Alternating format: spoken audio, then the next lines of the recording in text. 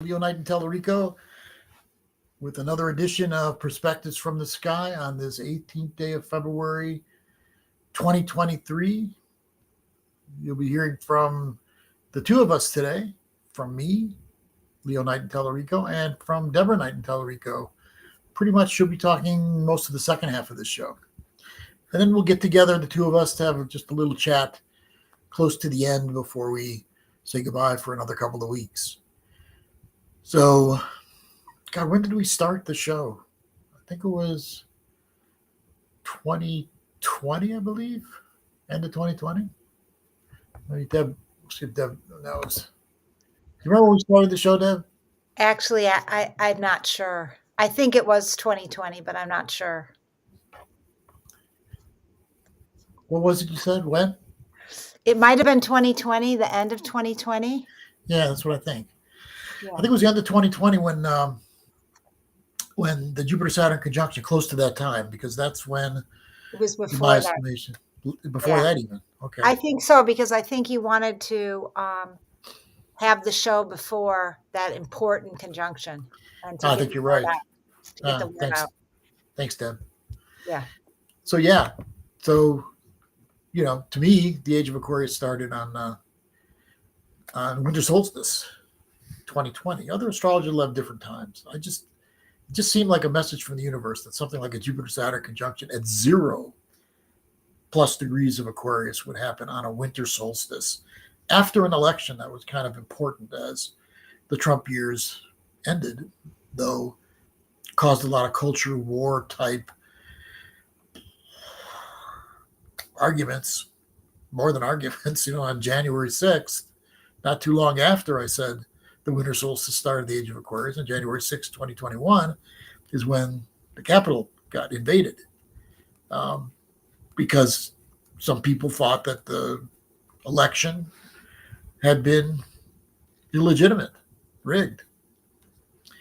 And I know that group of people, there were threats toward Vice President Pence about hanging him, and threats against Pelosi, Speaker of the House Pelosi, Nancy Pelosi.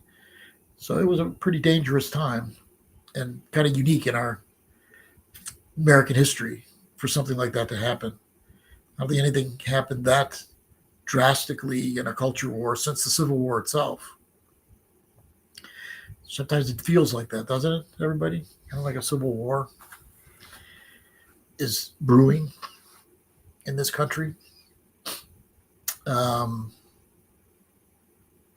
to talk about something that takes us back to the beginning of the culture war, or at least symbolically the beginning of the culture war, though it's been going on for a long time. Just didn't come out in the open as much until eclipse season of 2017, summer 2017. In August, there were two very powerful eclipses. One was Aquarius Leo, early August, and the other one was a lunar eclipse in Aquarius, Sun in Leo. And then the second one happened late in August, and it was a solar eclipse, total solar eclipse, which is even more powerful. And something especially pertinent is that it traveled, it traveled across the United States. That was its path, that solar eclipse. And usually where the path is has a lot to do with where some of the events will happen that surround the eclipses. But most importantly is what happened during that time and the degrees of the eclipses that happened at that time. I want to get into that. So one of the things that happened is there was in Charlottesville, Virginia, there was a protest against the taking down of a Confederate statue, I believe. And so the Proud Boys and the Oath Keepers and white supremacist groups were protesting that. And then there were counter protests on the other side. Black Lives Matter, things like that on the other side were protesting, from my memory. But it was really an ugly scene. I remember President Trump got on the air during that time and said, "Oh, there's good people on both sides," something like that, that got everybody upset. And, all the investigations about January 6th are into how much did Trump have to do with what happened. And, that's still not settled in court. So a woman actually got run over that day too in Charlottesville, Virginia. Do you remember that? And died. A woman got run over by a car. And then that same month, there's a big deal with North Korea and Trump, and about him with his missiles, and Trump trying to threaten him, but then they were both kind of macho strutting with each other for a lot of that month, but it felt dangerous to a lot of people with nuclear weapons that North Korea does have now. So one of the reasons I'm bringing that up is the lunar eclipse was at 15 degrees of Aquarius, and the solar eclipse was at 28 plus degrees of Leo. What happens in astrology is when there's important events that happen, and then you see where the planets were, or where the eclipses were in this case, the degrees and the signs, you then get a sense later of when whatever those events were about are going to be triggered when new eclipses or new transiting planets get to those same degrees again. So in this case, we're looking at fixed signs, because on that first one, 15 degrees of Aquarius, meaning Sun in Leo, Moon in Aquarius, at the lunar eclipse full moon, when that part of the chart is triggered, meaning Aquarius, Leo at around between 14 and 16 degrees, but also all the fixed signs. That's a fixed sign. Leo and Aquarius are fixed signs. So it also includes Taurus and Scorpio. So when anything comes to that place again, 14 to 16 degrees of any of those signs, there's a good chance that something will be triggered, especially something that has to do with what was happening back then. Those are important reasons. Let me go further. Let's start with the 28 degrees of fixed signs. 28 degrees Leo and Aquarius in that back that are Leo. So that takes in Aquarius, and it takes in Scorpio, and it takes in Taurus. 28 degrees. I've been astounded by the number of countries and people who have something between 27 and 29 degrees of fixed signs. Also, and I'll weave how this works too. Also, when Roswell happened in July of 1947, the eclipses right before that were at those same degrees. We're at that same degree, 28 degrees of Taurus was a solar eclipse back then, right before Roswell. The stock market of the United States from 1792, when it was brought up, the sun is at almost 28 degrees of Taurus. These countries, North Korea, USA, which has its moon at 27 degrees of Aquarius, Israel, its Mars at 28 degrees of Leo, Trump, his Mars, like 27 degrees of Leo, Biden, his Sun and Venus, 28 degrees of Scorpio, Kamala Harris, her Saturn, 28 degrees, I'm talking exact, 28 degrees of Aquarius. And then we've also got China, Russia, Ukraine, Pakistan, all fit into either the 28 degrees of fixed signs or that 15 degrees of fixed signs. So here are some times to look at around all this. The month of February and early into March, as Saturn right now is just at 2759 of Aquarius, so it's going to go 28 of Aquarius real soon, like tomorrow. And it'll be in the 28s for a while, for a few weeks, up into early March.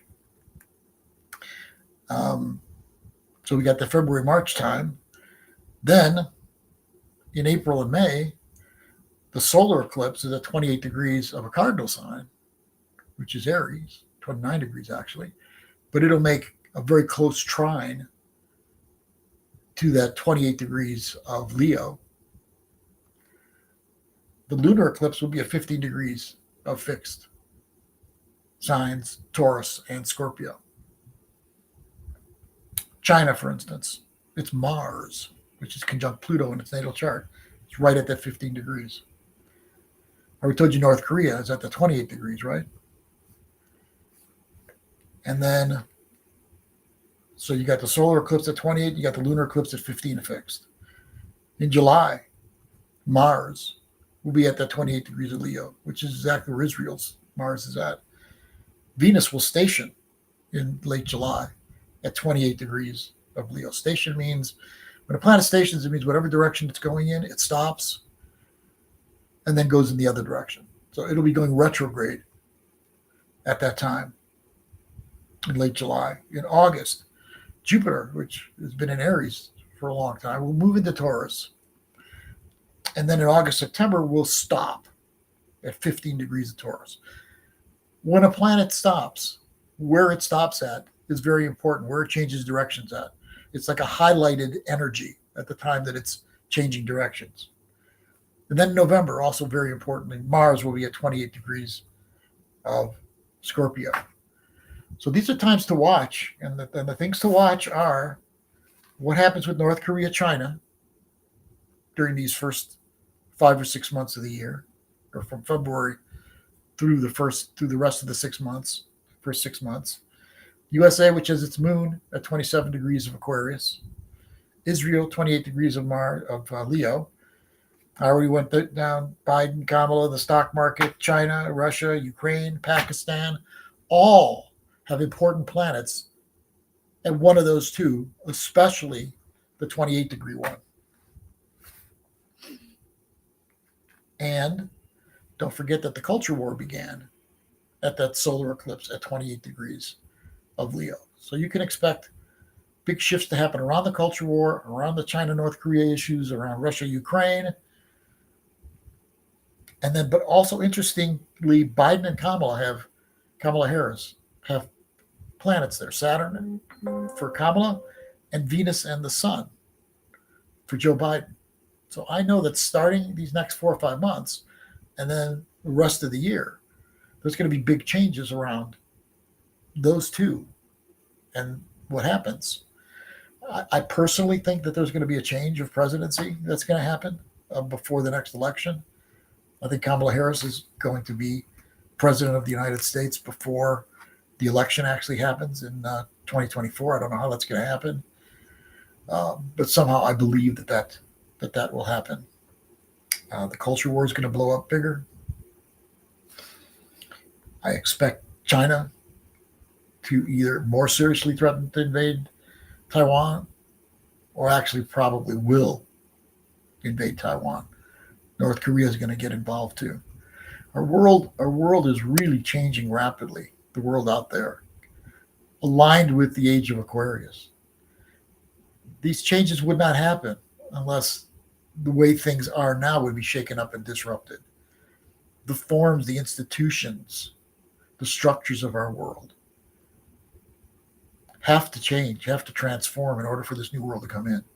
Diversity within unity, equality. Equality. Do you realize how this world is set up between the rich and the poor?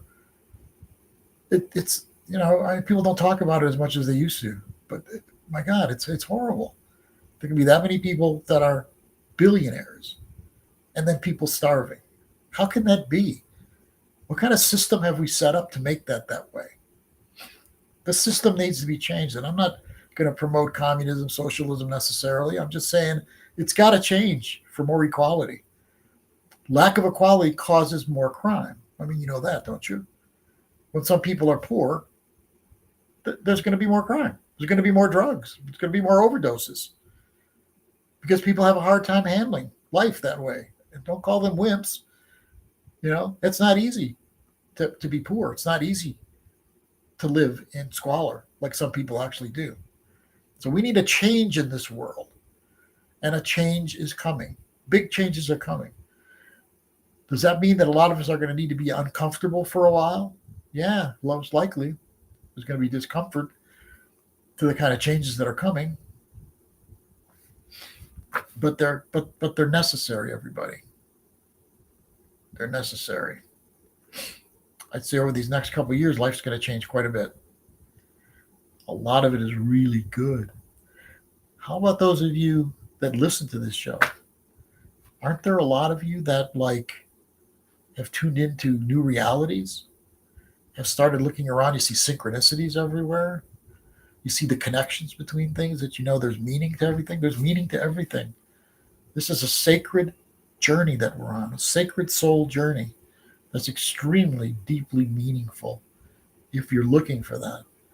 If you've been programmed into the cultural view, everything is about how much money you have, what kind of home you have. Those are important things, but when they're elevated to the most important thing in life, then the needs of the soul and the needs of spirit don't get addressed. And a lot of you are addressing that.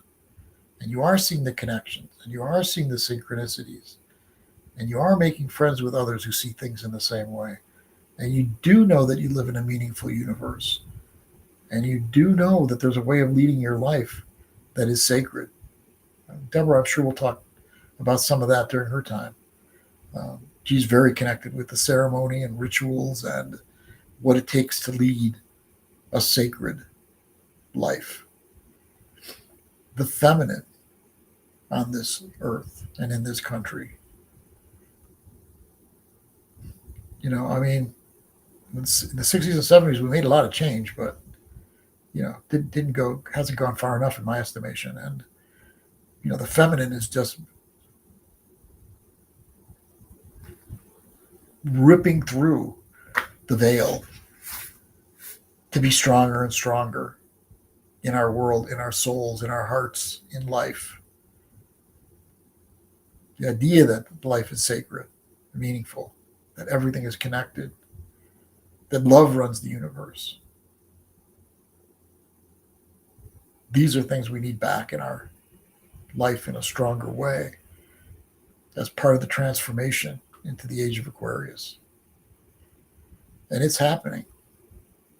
It can't be stopped. But the more that there's resistance to it, the uglier things are going to be. We need the change. We need to let this world underneath the world keep pushing up, veils lifted. See what's underneath the surface that's wanting to be born, that's wanting to grow, that's wanting to live, that's good for our new world. And that's why we watch the other things fall apart as that's growing. Diversity within unity. That means there's no more empires and superpowers. That means we're developing more of a multipolar world. And a lot of what's going on in the world has got to do with that multipolar world wanting to surface the sense of equality. No one any better or worse than anyone else. Do you realize in the UN, this is about all the nations in the world. Have you ever looked at that? There's a Security Council. Russia, United States, China, France, England, I believe. That's the Security Council. If they veto something, if it's been passed overwhelmingly in the body of the United Nations, if any of those 5 countries veto it, it's dead. Even if the vote was 300-2, it's dead. They can veto everything, anything. And what do they all have in common? The wealthiest and nuclear weapons. The wealthiest and the most powerful run the world. Is that fair? Why shouldn't the other countries have equal voice in this world, even though they don't have a nuclear weapon? What does it tell everybody that's a nation that doesn't have a nuclear weapon? What's the message? Get a nuclear weapon if you want to be heard, if you want to have any power in this world. Get yourself a nuclear weapon. You take a look at North Korea, you take a look at Iran. Do you realize what that's about? It's about their countries that say, we have no voice, we have no power, we need more money, we need nuclear weapons, especially the nuclear weapons. We need to change the system. We need to get rid of nuclear weapons. Those nuclear weapons are going to blow us up if we don't change this world fast. Somehow I believe that the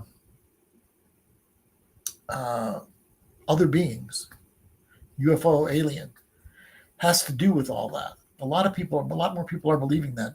Again, back to 1947,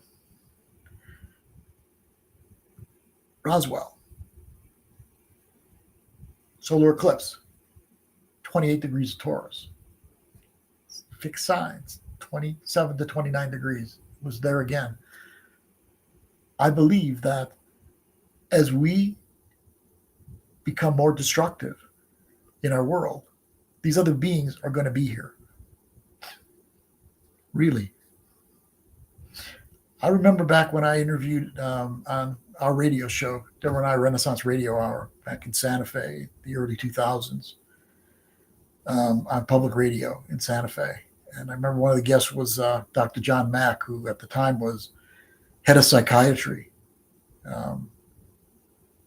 at Harvard University. I know I've said that before, maybe I've said it on the air, but I'm going to say it again. Interviewed him, and he said that he had heard about people being abducted by aliens and brought onto spaceships and all that, and he laughed. He thought it was crazy. He's a psychiatrist, head of psychiatry. He says, "Oh, boy, there's people crazy all across this world that they think they've been abducted and brought off into ships." So he interviews these people all across the globe.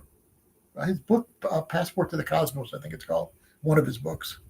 Also, if you go up on Facebook and you look at Dr. John Mack, you'll see my interview of him on the Facebook page, or even on his institute, John Mack Institute. You can hear the interview from back then. And so he went and interviewed people all over the earth and found out that it was real.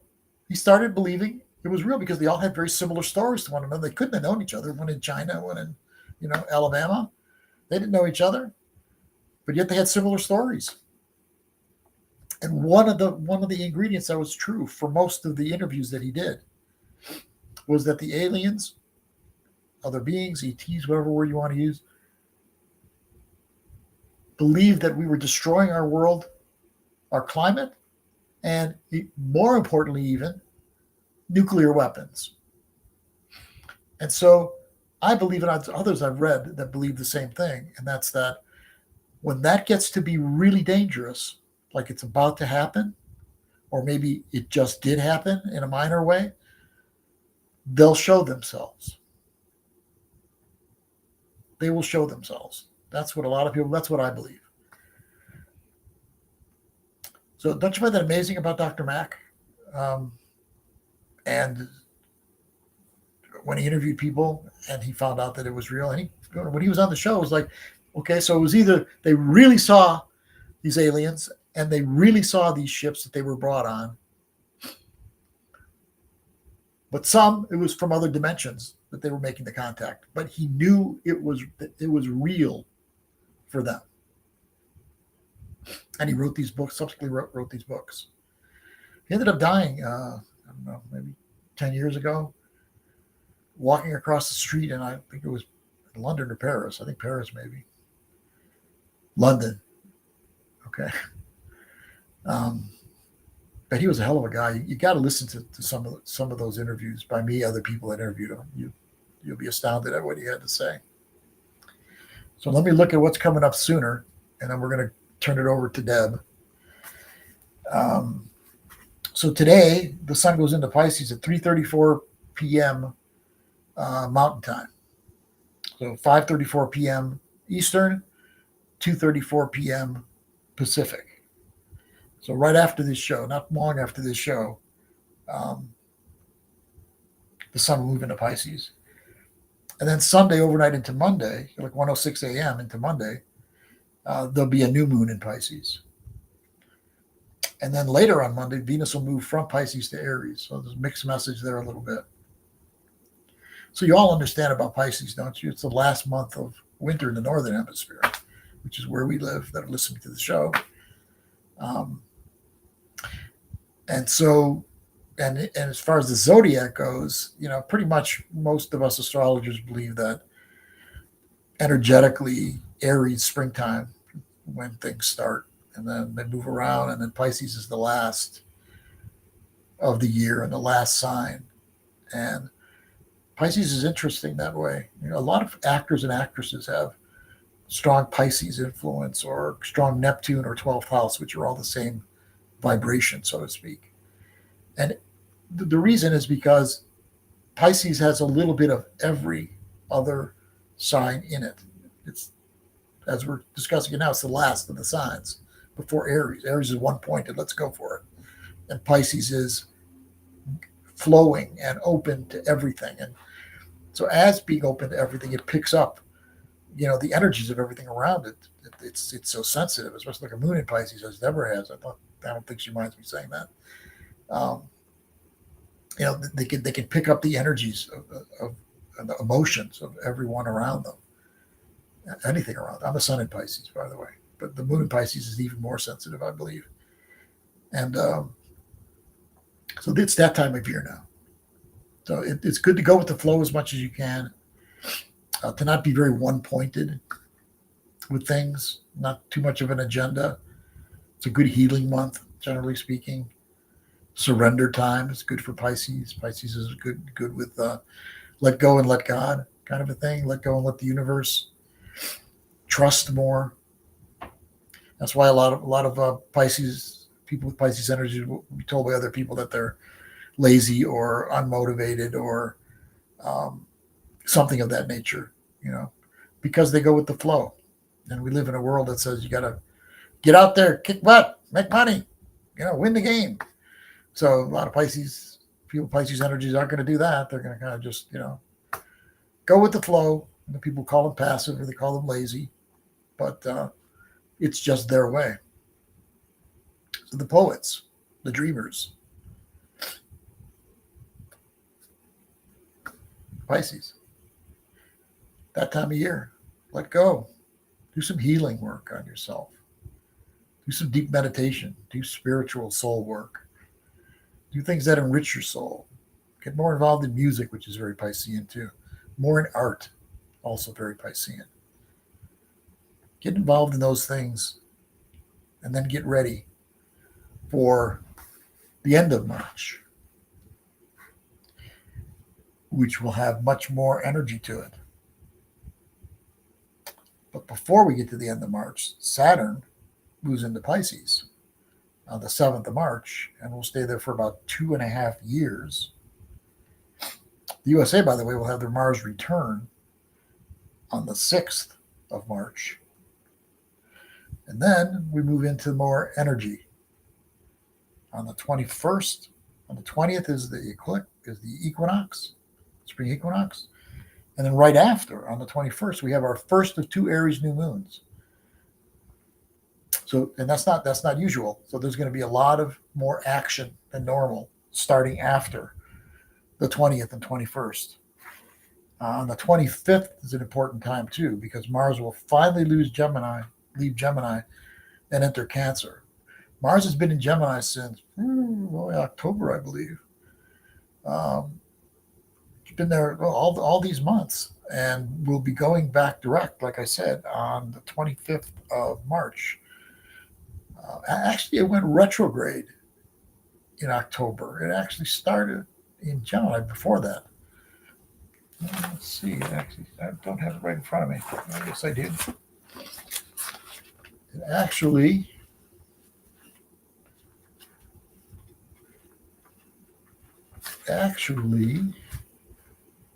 went into Gemini back in August. Back in August. Then it went retrograde at the end of October. So it's been in Gemini since August. And finally, at the end of March, it goes back into Cancer. So if you've been spending a lot of time in your head, and things that feel scattered sometimes up in your mind, hard to focus, energy like you would like to, that's in large part because Mars has been in Gemini. Gemini is like that. It can be all over the place, scattered up in its head. A lot of good things, good for learning, good for communicating, good for education. But it also has the tendency to be, all over the place intellectually and scattered a bit sometimes. So it goes out finally in late March. It goes into Cancer. Mars in Cancer is much more. Mars is not that comfortable in Cancer, but it's more of a nurturing sign. So the male energy is going to be in, at least for a month or so while it's in Cancer, feeling more of a need to take care of itself, to be nurtured. And then wow, on April 20th, now powerful time is here. First Aries new moon, already beginning to get us out, doing things, more active. The second one is at 29 plus degrees of Aries. It'll be conjunct Jupiter, which will be at about 24, 25 degrees of Aries. And most importantly, it'll be square Pluto, which has just, at that time, will have just recently, like in March, gone into Aquarius, where it'll stay, even though it goes back in the Capricorn for a little while this year and for a little while next year. Pretty much for the next over 20 years, Pluto will be in Aquarius, and it'll make a square to that Aries new moon. And that's going to be a powerful time for change, for things shaking up, for new beginnings, and probably some of the things out in the world, that we're not looking forward to necessarily, are going to be happening around that time. The very next day, Mercury goes retrograde. And by the way, I'm mentioning that especially because everything has been direct for a while now. And that'll be the first planet to go retrograde in about 3 months, will be when Mercury goes retrograde on April 21st. And then there's a powerful lunar eclipse on May 5th. And that one will be at that 15 degrees. Remember, we'll get the 29 degrees. The solar eclipse will connect with the 29 degrees, 28 degrees. And that's that lunar eclipse in Scorpio will connect with that 15 degrees of fixed signs. So if you have planets in Taurus, Leo, Scorpio, Aquarius, either between 14 and 16 degrees of those signs, or between 27 and 29 degrees of those signs, you will be especially involved in transformation of your personal life. So if you don't know about where your planets are, find out. Talk to someone who does astrology. Call me, Solus, Soulus, at AOL.com. I'll help you through it. So let's see. Do I have anything else I need to say today? I think we've got it. So remember, this coming week, Pisces, for a few weeks, winter, end of winter. Time to lay back. Time to go with the flow as much as you can. No strong agendas. Let things happen. It's against the grain of how you're taught by the culture and maybe your family, but it'll be good for your soul. And it's good too, because if you can get that kind of healing, when things really pick up in energy, starting late March and through April and May, your soul and your heart and your body will be in much better shape for all the energy that's going to be coming to us at that time. All right, that's enough of me. Let's talk to someone much lovelier than me. Let's bring on Deborah Knighton Tallarico. Deborah, you ready? Yeah? Okay. So here comes Deb. Hi, Deb. Hey there. Let me get off. Yeah. It looks like I'm a little thing in the corner now. Yeah, how did that happen? I'm going to get off the screen so you're not a little thing in the corner. How the heck did that happen? Isn't that funny? I have no idea. Usually it's split screen. Exactly. I don't know how that happened. If I would have known before we started, I would have changed it. Anyway, you're going to have the whole screen right now, and then maybe we'll talk for the last few minutes. You can do a meditation too, I hope. I will. I'll leave some time for us to talk at the end too in a meditation. Okay. Sounds good, hon. Here's Deborah. Hey, everyone.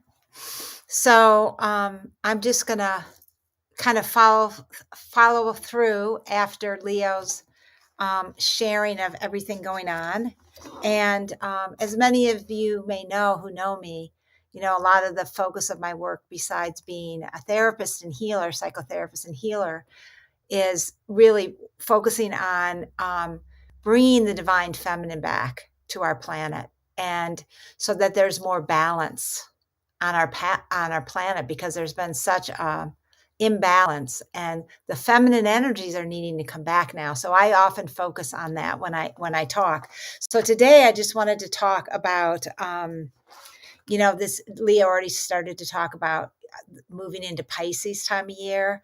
And right now it's the dark of the moon. So I wanted to talk about the moon and Venus, which are the more feminine planets. The sun and Mars are more masculine. And then the outer planets have both masculine, feminine. And ultimately, it is the union and the sacred marriage of the masculine feminine that is most important, really. But for that to happen, we also need to bring back and restore the sacred feminine on the earth, because it's been in hiding, so to speak, for many, many years, in hiding and oppressed and suppressed for thousands of years, actually. So this is a very potent time on our planet where the divine feminine is rising and getting more powerful. And I'm going to talk more about that with what's coming up in the cycle of Venus. But right now, so we have the dark of the moon, as Leo talked about. It's the very end, the last 2 days before the new moon, over midnight. It's like midnight Sunday night into early Monday morning, depending on where you are. And so the dark of the moon is like, the very end of the cycle. And it's where it's dark. The moon isn't visible in the sky. So it's like the void, the dark void energy. It's known as a more prophetic time when it's a dark moon, because there isn't light. It's more going inward. And what I have found, like clockwork, from working with the cycles of the moon for over 40 years of my life, it's just been part of my life to really be attuned to that cycle. It's a time to release and let go. And what I've noticed is that the dark of the moon, the last couple days of the moon, things will come up from my unconscious: fears, unresolved issues, things from my unconscious that need to be cleared, cleansed, maybe healed. Maybe there's healing that is needed. So the dark of the moon is a really good time to just honor maybe going within. I usually don't plan big things around the dark moon before the new moon, because it's a time to retreat and to really honor that. And it's a great time to do ceremonies of releasing, like letting go, burning something that you're letting go of. So really tune into, as this lunar cycle comes to an end before the new lunar cycle, what is it that you're shedding? What are you releasing and letting go of from this last 28-day cycle, so that you can feel the new energies to have a clean slate? So a ceremony to let go, taking a warm hot bath to let go of the old, because there's many ways to release ceremonially: with fire, with burning things that you're releasing, writing things down that you're releasing, a bath where you're releasing, maybe with Epsom salt and salts and baking soda and oils that help you release and purify yourself. Being in the earth, laying on the earth, and just letting the old energies go into the earth is another way too. So you can work with the different elements. And when you burn things, it's kind of the fire and the air too. So that's something you can do at this dark moon.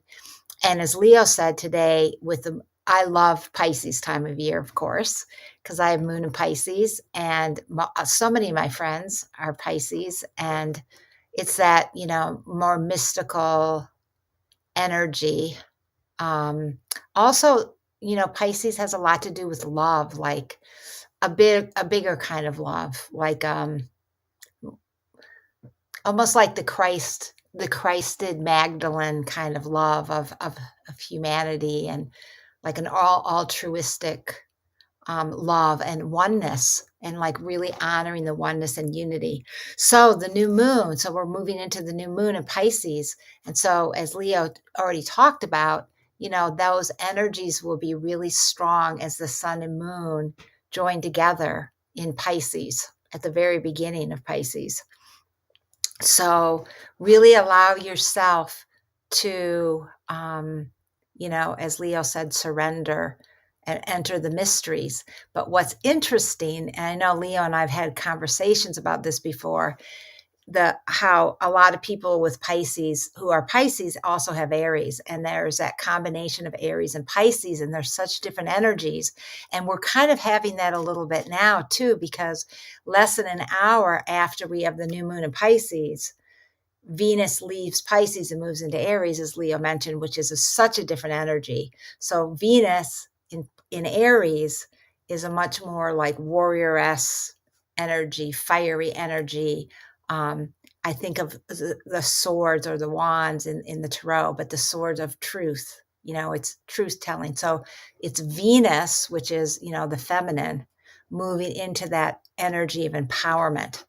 And what I want to talk about, and someone just said, Black Moon, Lilith, and Eris are also in Aries. So that adds to the energies of the feminine in Aries. And so another thing to add to that, in the cycle of Venus, which I've been working with ceremonially in a group with Venus Alchemy for the last 4 years or so, in the cycle of Venus, every month we move into a new gateway where when the moon and Venus join together, and Venus has a large 19-month cycle, and it's very much connected to the ascent and descent of the ancient Sumerian goddess Inanna, who actually is also Venus.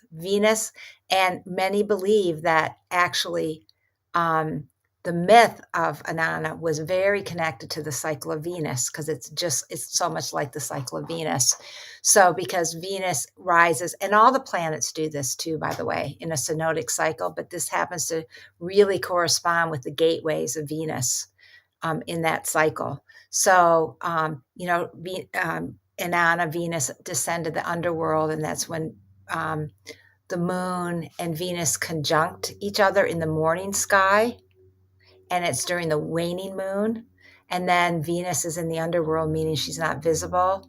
And then she comes and rises into the evening sky and joins with the moon for a gateway during the waxing moon. So this Wednesday, really early in the morning after midnight, the moon and Venus are going to join together in Aries.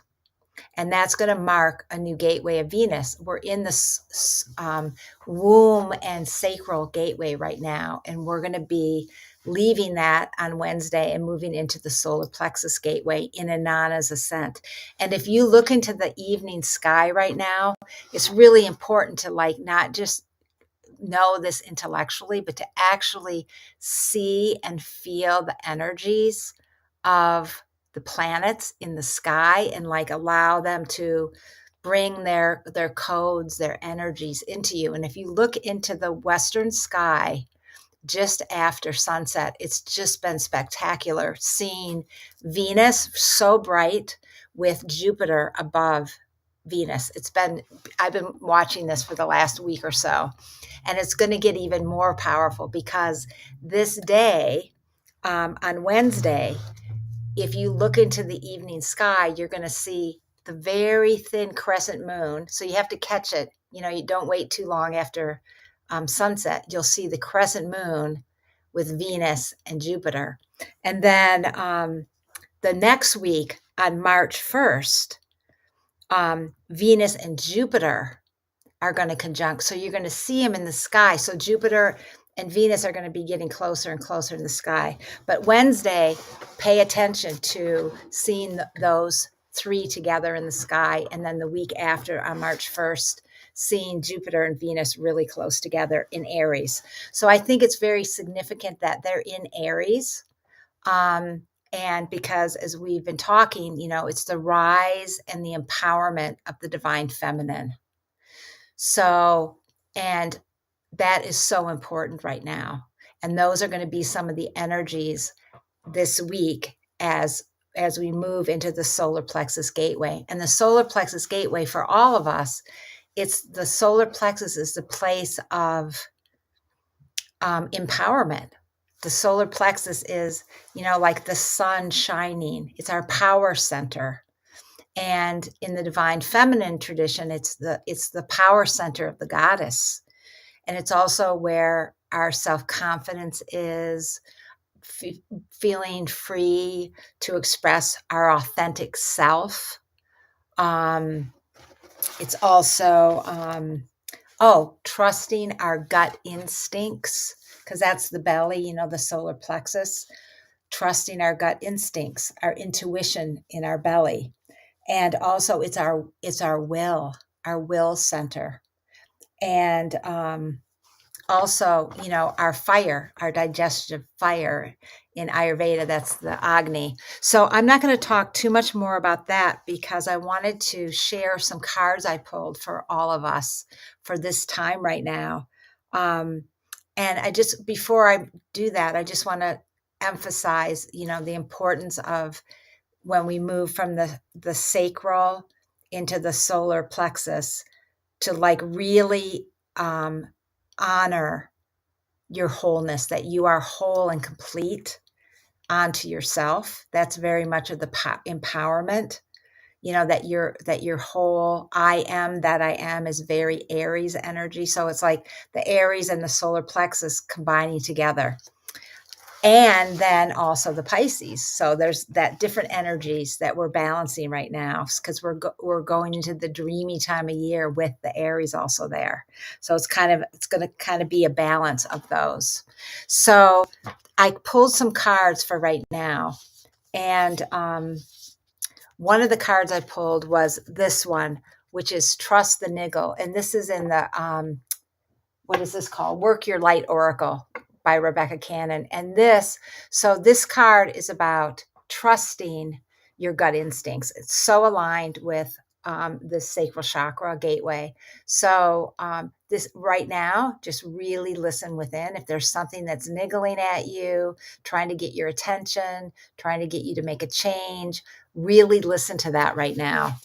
And then another card I pulled, which is also very aligned for all of us with this gateway, is boundaries, and how important it is right now to establish boundaries and to be able to say no and to honor when you need to say no, to take care of yourself. And that's part of our empowerment, is to be able to set boundaries. So that's very much of the Venus and Aries, the solar plexus gateway, is really honoring what's your truth with your and having boundaries around that. And then the last card from this deck was Mirror, and that one is all about just looking at whatever's triggering you in your life, anything that's emerging in relationships or in the world that's triggering anything inside of you, to look at it as a mirror.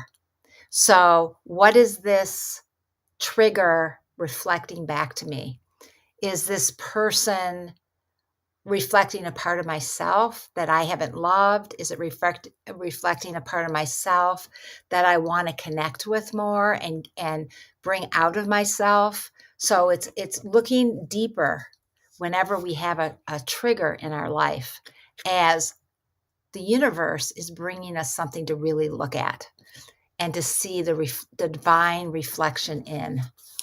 And then I got guided. I felt like, last time I only did 3 cards, but this time it felt really strong that I needed to pull some more cards. So this is the Rose Oracle. The cards are pretty hard to see, so I'll just put them up quickly. But this one is the Fertile Void. And these cards feel like guidance for this Pisces time and this, the dark moon moving into the new moon in the Pisces, and this last month, this last sign of the zodiac before the spring, when all the energies start moving forward more. And this card is the fertile void, and to really allow yourself to be rejuvenated, to rest, to really, experience the winter, the last month of the winter before the spring. What do you need to do to really restore and regenerate yourself in the void, the darkness, the end of a cycle? What do you need to let go of? Because it is the end of the zodiac year. What is it that you're ready to let go of? And the next one was the bud. And this one is about starting to feel the buds that might be coming, the potential, the promise for this new year, for the springtime, and just really tuning into that. And this one I really loved. And this one is called The Codes of the Seeds. And this is a reminder to us that the codes of the seeds are right within us, and that we're a seed, and that the blueprint of who we are is already within us. And all we need to do is nurture that seed. And so at this time of the last sign of the zodiac before the equinox, to really be within. I'm just going to kind of pull these cards together to like really honor this last month of winter, just nurturing yourself, rejuvenating yourself, going into the void, into the darkness, into your inner world, and just really feel those seeds, that started sparking in Imbolc before we're planting them. What new things want to be born within you? But it's from feeling it inside your own soul and your own body, listening to your body, your nudges, your niggles, your gut instincts. What's moving and shifting inside of you? What do you need to let go of so that you can birth these new creations and be ready for spring, for the new life that's coming forth?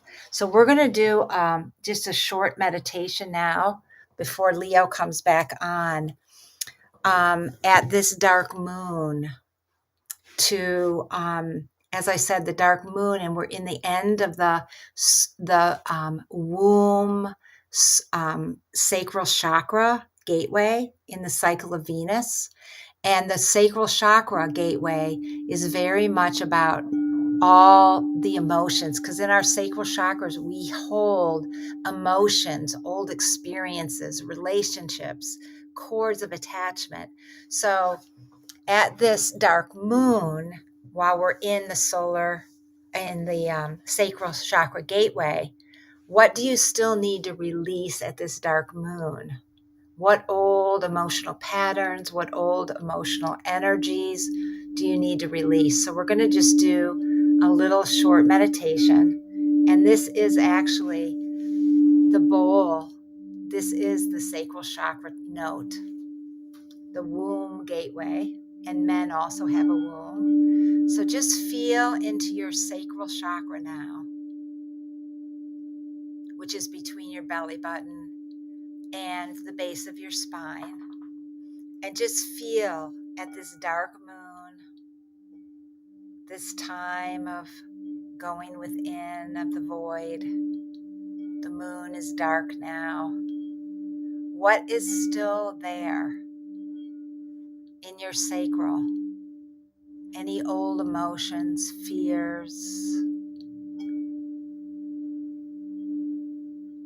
anything that no longer serves you on an emotional level?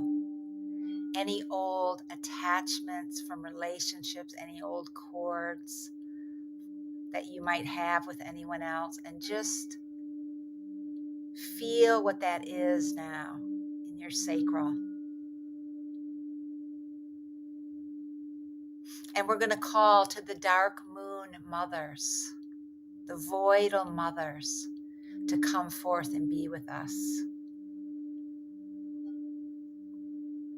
And when you receive what it is you want to release, just speak that to these voidal mothers, the dark moon mothers, whatever you're ready to release, and just hand it over to them.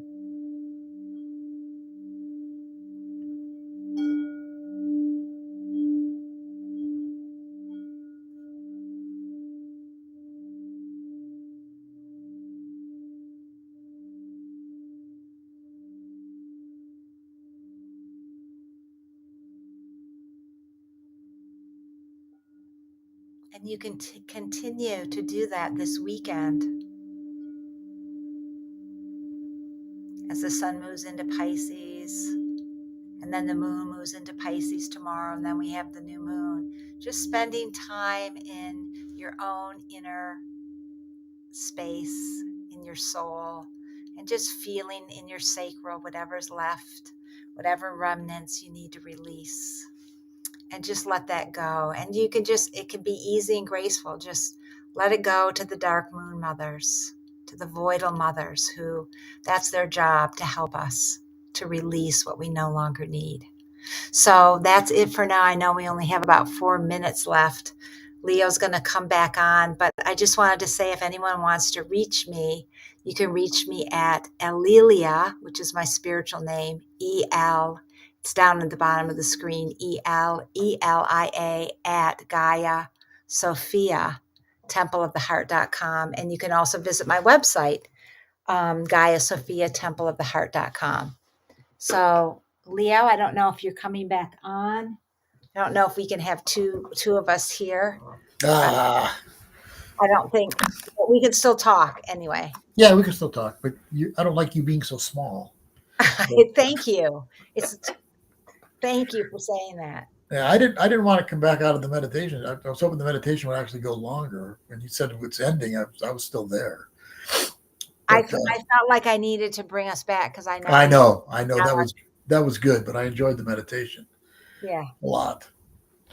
So here we go, Deb, into Pisces time. We both like that. Yeah. And what did you think of that? That balancing of, the Pisces energy, and then because Mercury's also moving into Pisces, and then Saturn's moving into Pisces, but then we have that Venus And Aries. Aries. Yeah. Yeah, well, that's good. What you started to say, it's good for the feminine being empowered. It's like Venus and Aries. Venus, as you said, and is so true. That's the feminine power, or that's the feminine energy. And when it was in Pisces, which was wonderful. Very, very caring and compassionate placement. But now it's time to come out of that watery place and to come up into the fire of Aries, and to stand, and doesn't mean warrior necessarily, although it is to a certain extent, but it's also just being in your strength, being true to yourself, not having to be nice all the time, but being able to say, I am, just like Aries is, like you said before, it's an I am placement. I am what I am. I'm true to myself. And the feminine does not have to be like it's so treated sometimes in our families and in the culture, like you got to be sweet and nice all the time. Come on. Right. Yeah. Exactly. And it's also, I always think of Aries as a sword of truth too. It's a truth teller. Yeah.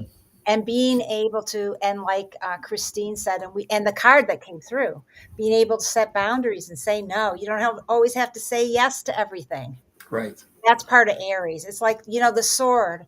The sword is clarity and truth, and being able to discern and have boundaries and focus. And so that's, isn't that a lot of Aries too? Is that focus? Absolutely. As a woman. Yes. Like, when you're a kid, I mean, they do tell you to be nice all the time. To be nice all the time and say yes, and be, and that's the thing, is I'm becoming more and more aware that I need to take care of myself. Yes. And fill my own cup before I can give. And for women, I think that's a big issue, because we're taught to give, and sacrifice ourselves in a lot of ways. So, and the rising of the feminine is good for men too, because we're taught that we have to be tough all the time. And it's kind of nice, to let the feminine into our hearts and souls so that we can just be ourselves, which means sometimes you're sad. Sometimes you feel like crying. Sometimes you don't Exactly. feel strong. You can't be strong all the time. So, Exactly. the rising of the feminine helps everybody. And actually, we all have a masculine and feminine within us. Right. So, every man has Venus in their chart. So it's That is all right. masculine, feminine. I know it's 1 hour now. So Yeah, I guess we got to say goodbye. We'll be back in 2 weeks. What's that? The 4th of March, I believe. March 4th, your brother's birthday, That's right. right And before your birthday. don't tell anybody, but it's March 6th. Yes. Yes. Okay. Okay. See you Much all in a love, couple weeks. everybody. Bye, Bye, everybody. everyone. Much love. Bye. Much love.